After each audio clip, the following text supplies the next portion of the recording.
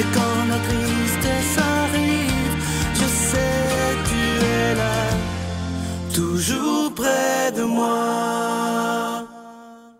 Bon jeudi 21 mars, je ne sais pas si vous êtes comme moi mon cœur est dans la joie aujourd'hui. C'est le printemps qui vient de cogner à notre porte, l'hiver maintenant s'en retourne chez elle. Et aujourd'hui, on rejoint quelqu'un que j'apprécie énormément. Je veux la remercier pour son si beau travail parce qu'elle fait un bien énorme autour d'elle. Notre amie Dolly Démitron.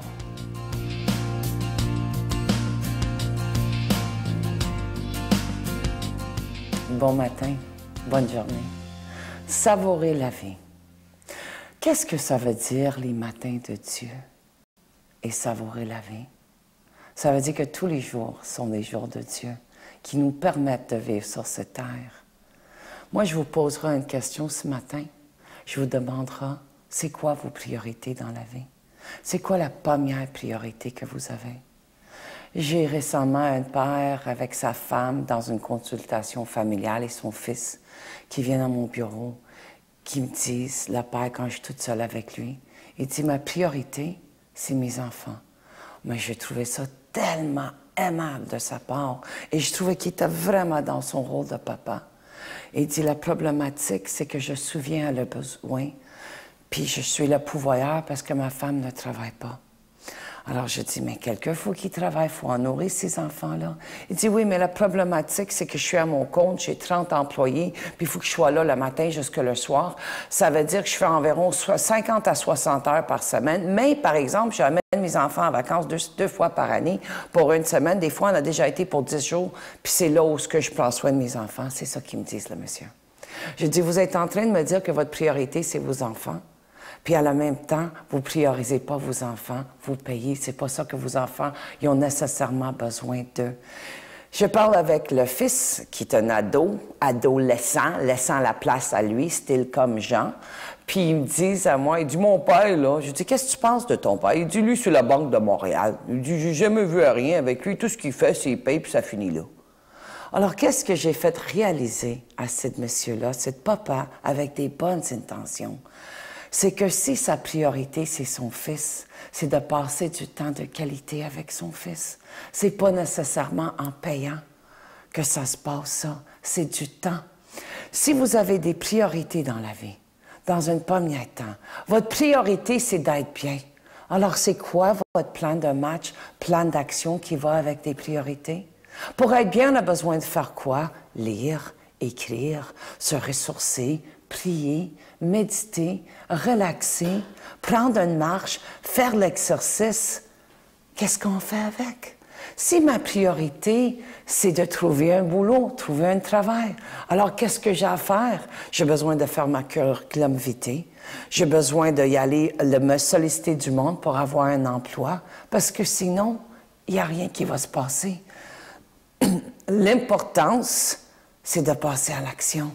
Mais savoir, c'est la première priorité vers une personne, ça devrait être la santé.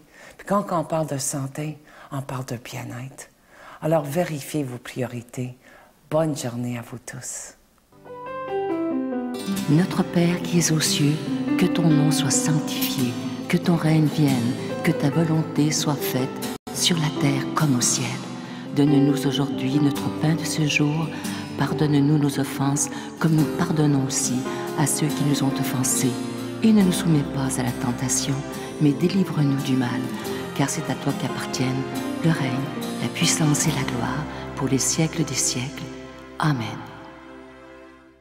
Comme vous savez, on est dans la période du carême, et ce mois-ci, on a décidé, c'est un grand risque pour la victoire de l'amour, de ne pas donner de cadeau du mois. Alors, pas de chaîne, pas de bracelet, pas de livre.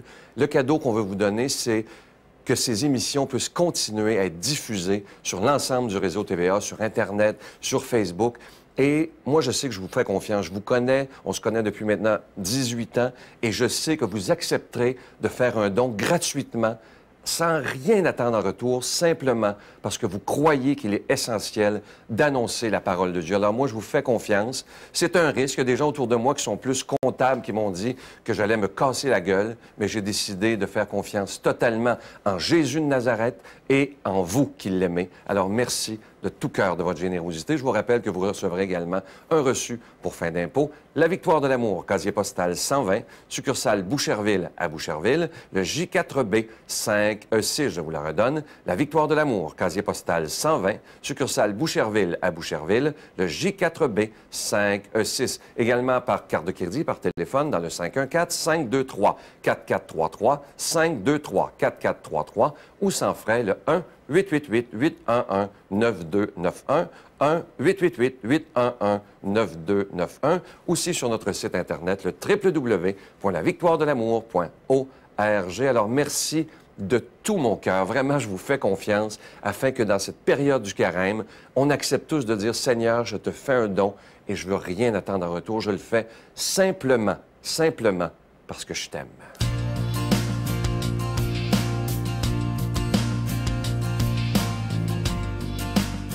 Aujourd'hui, la parole de Dieu va être proclamée par le Père Yvon Sanson.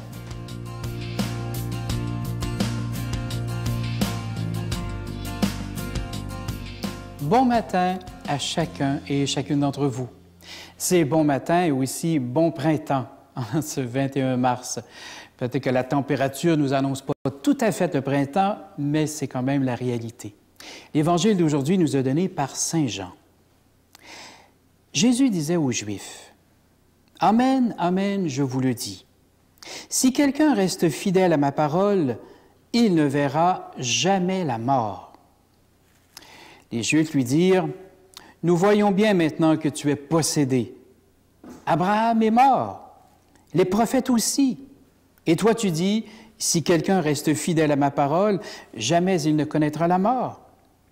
Es-tu donc plus grand que notre père Abraham? Il est mort et les prophètes aussi. Qui donc prétends-tu être? » Jésus répondit, « Si je me glorifie moi-même, ma gloire n'est rien. C'est mon Père qui me glorifie, lui que vous appelez votre Dieu, alors que vous ne le connaissez pas. Mais moi, je le connais, et si je dis que je ne le connais pas, je serai un menteur comme vous. Mais je le connais et je reste fidèle à sa parole. Abraham, votre père, a tressailli d'allégresse dans l'espoir de voir mon jour. Et il l'a vu, et il a été dans la joie. » Les Juifs lui dirent, « Alors, toi, tu n'as pas 50 ans et tu as vu Abraham? » Jésus leur répondit, « Amen, amen, je vous le dis. Avant qu'Abraham ait existé, moi, je suis. » Alors ils ramassèrent des pierres pour lui jeter. Mais Jésus, se cachant, sortit du temple. Je ne sais pas si vous auriez eu la même réaction que ces Juifs. Imaginez Jésus qui a à peine une trentaine d'années, va dire qu'il a connu Abraham, alors que personne dans ces lieux n'a pu connaître Abraham, puisque Abraham était tellement loin d'eux. En écoutant des paroles comme celle-là, probablement que les gens se sont dit, bon, ben Jésus, il est peut-être bien dans certaines choses, il a peut-être fait de beaux miracles, mais là, vraiment, il a perdu l'esprit, hein? Parce qu'on ne comprend pas quelque part que Jésus parle sur un autre plan. Et pour comprendre un peu ces paroles et pour comprendre la réalité même que Jésus nous annonce aujourd'hui, on doit se rappeler quelque chose. Quelque chose que je vais vous dire, vous allez dire, bien sûr, tout le monde, on sait ça, mais on dirait qu'on l'oublie un petit peu dans le temps.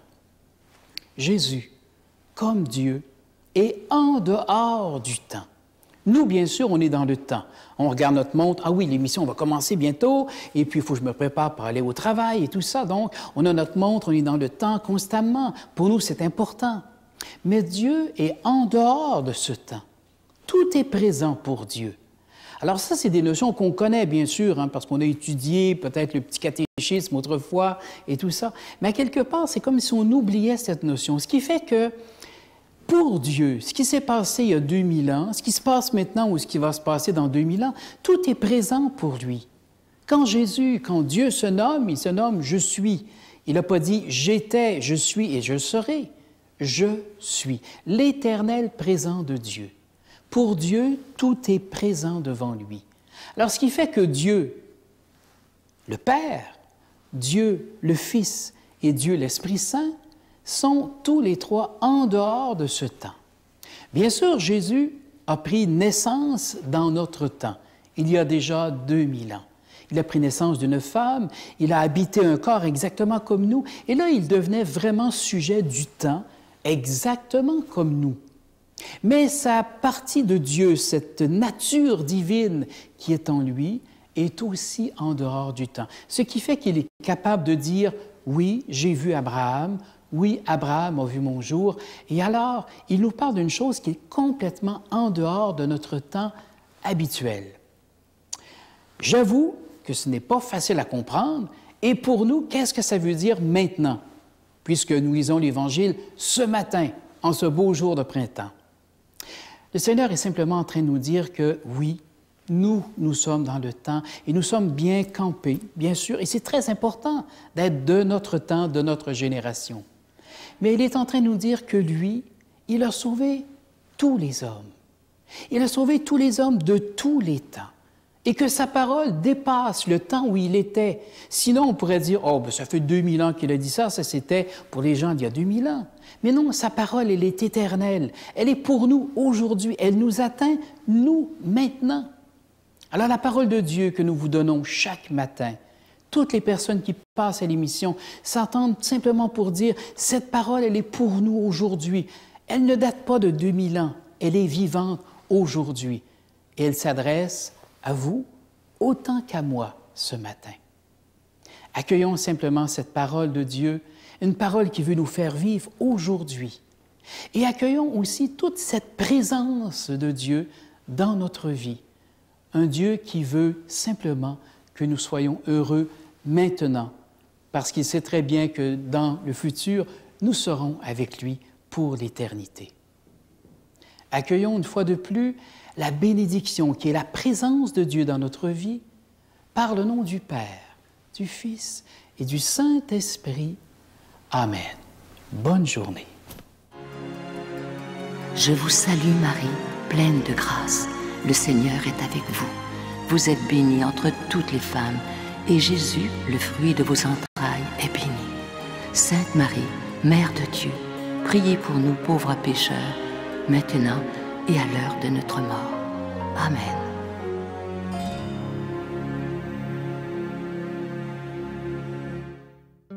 Dans le cadre de l'année de la foi, la Victoire de l'amour vous invite à son pèlerinage du 2 au 13 mai 2013. Nous irons ensemble à Paris, Versailles, Saint-Malo, le magnifique Mont-Saint-Michel, Chartres et Lourdes, en compagnie de Monseigneur Jacques Gaillot, Miguel Padilla et moi-même.